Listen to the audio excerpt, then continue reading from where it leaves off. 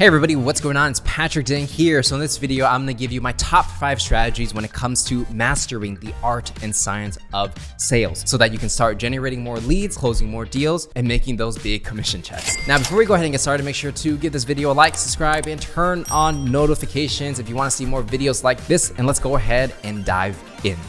So if you are an absolute beginner when it comes to sales and you're looking to learn and get started as fast as possible, I would say the first thing you need to do is understand the foundations. So you don't actually need to learn all these crazy advanced tactics and techniques because it doesn't really do you much good if you don't have a solid foundation. And when I mean foundation, it's really learning a sales methodology that is tried and true. And you'll find a lot of content on this all over my channel, but you gotta know the foundation of sales, understanding what is it that motivates people to buy, why is it that they buy, why would they purchase your product and services, right? How are you solving their pain? And all those foundational skills. Once you build the foundation and it's rock solid, then you could start building advanced techniques and putting them on top. But without those foundations, you really can't go very far. And to actually learn those foundations, one of the best ways to do it is actually just go on YouTube, right? So if you go on my channel, just look up sales methodologies, sales funnels, how to run a sales meetings, you'll find a lot of different content on my channel on exactly how to do that. And besides my channel, right, there are other sources that you can learn from. You can take online courses, which I also have, but other people have good courses as well. Podcasts, reading different books. So there are many different ways to learn. Once you read about like 3 to 5 different sales books that teach slightly different sales methodologies, you have a pretty clear understanding of how the whole system works. Once you get the foundations right, it's all about understanding your industry. If you don't care about the industry you're selling to, well, why should they care about you? If you're in the cryptocurrency space, you need to know everything about Bitcoin and Ethereum and all the alternative coins and things like that, and like NFTs. If you're selling into the agriculture space, you need to know everything about agriculture, farming, water, how the natural environment influences the prices of commodities. Every industry has its different nuance, and you really have to study up and learn about your industry. So for example, when I used to work at Oracle selling human capital management software, not only did I learn a more technical side of how to sell software, but I also read a lot of books when it comes to HR. These are the books that recruiters will use or like chief human resources officers would read, right? And I would read it to get a general understanding of exactly what my customer is thinking, what's going on in industry, how difficult is it to hire talent. And so when I go into a sales meeting equipped with that knowledge, I totally understand what the director of HR is talking about when he's saying that it's difficult to recruit talent, because I read all those books on that specific subject. Whatever your industry is, you don't have to like love it, but you have to at least like read a couple books about what's going on in the industry, because it's going to help you so much more. And most salespeople actually don't do this, so that's going to be your competitive advantage.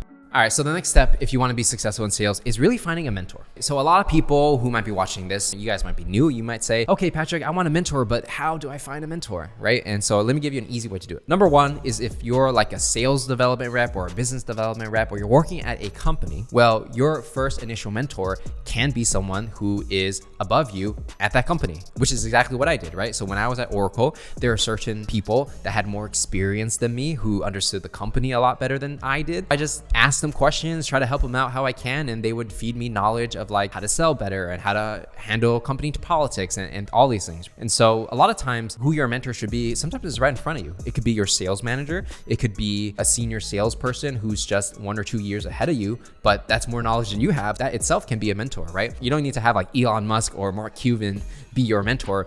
It can literally be the guy or girl sitting across the hall from you, and it's simple as that. And it's not like you don't have to go up to them and be like, hey, can you be my mentor? You just build a natural relationship, try to help them out here and there, ask them questions, and then over time they'll take a liking to you and they'll just help you out just because it's fun to do. That's just basically how it works. Finding a mentor is important because it's going to save you a lot of time, because if someone has already done what you want to do, well, you might as well just get the cheat codes and go through that process faster. All right, so if you read every book under the sun about sales, you took all the courses, including my course, and then you have a mentor who's telling you all these things, how do you actually become good at selling and start closing more deals? And really the answer is practice, practice, practice. Because from a knowledge perspective, you already know everything you need to know. The next step is to put it in work, put in the work and like execute and like do all the things that you learned. And even if you read all these books and spent all these hours, it doesn't mean that you're going to be successful on the first go. Your first meeting might be a flop, your customer Customers might hang up on you when you try to do a cold call. Like all these things might happen no matter how good you think you actually are. And that's okay because you just have to practice, understand what works, understand what doesn't work, understand what fits your specific style, because there are different selling styles depending on what personality you have. And then over time, you just get better and better, right? So for me, when I started out in sales, I would say I was pretty decent when I first started out. However, it took years of practice before getting to the level I am now. It doesn't happen overnight. It takes a lot of hours of studying and practicing and listening to old recordings of me talking on the phone and understanding what I could have done better. And then over time, you just naturally become better. And then next thing you know, it becomes easy. So practice, practice, practice is the answer. If you're not practicing enough, well, you're probably not getting the results you're looking for, right? Even if you have the knowledge and even if you're working crazy hours and you're practicing all day, it doesn't mean you're going to be the best. How you actually become the best is you need to reflect on your actions that you take, reflect on the results that they got, and reflect on what you need to do to improve that process. It's almost like a flywheel where it's not enough just to close your eyes and make dial after dial after dial because it's not good enough. If you're getting 99 no's and 1 yeses, how do you increase your probability of success to, let's say, 95 no's and 5 yeses, and then 90 no's to 10 yeses?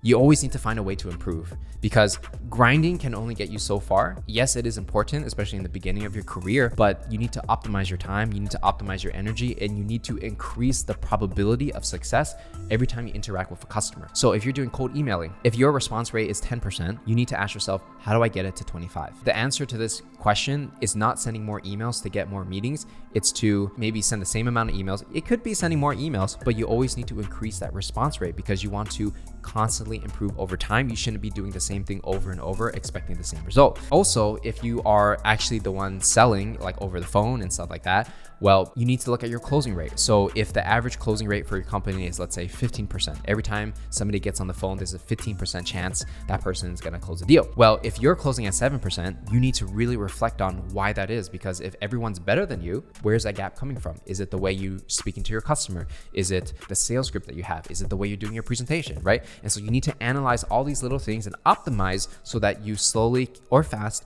keep increasing that success rate. And you need to ask your peers, your manager, wherever it is, how do you increase your success rate? Because if your probability of success is higher, everything is going to be so much easier, whether you're prospecting or closing deals. There's 3 key elements.